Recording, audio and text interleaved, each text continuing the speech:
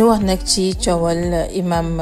Cheikh Tidiane Ndao ak ki nga xam ne moo di activiste bile di Bah Diakhaté ñoom nag kon tey daan nañ leen daan ñetti weeru kaso boo xamante ni nag dinañ ko daal di tëdd ak it lu jëm ci amende bu toll ci 100 000 francs CFA loolee nag mooy dogal bi nga xam ne kon tey daal dinay waddu foofee nag ca kanamu attekaay ba tax nag ba ñi nga xam ne sax ñooy layal kon ñi ni mel kenn seen avocat yi nag daal dinañuy ñaawlu bu baax a baax boobee veddi nag na xam ne kon wadd na naam sax boo moyul kon dinañ interjeté appel ngir rek xool leneen loo xam ne daal yoon danañ leen ko daal di may ci fàttali nag kon yooyee daan nag mu jëm ci délit bu ñeel nag wàllum fausse nouvelle maanaam tasaare ay xibaar daal yoo xamante ni wérul ndax itam bokkoon na ci li nga xam ne nag gàlloo woon nañu ko ci seeni ndodd moom imam Cheikh Tidiane Ndao ak ki nga xamante ni daal moo di Bah Diakhaté.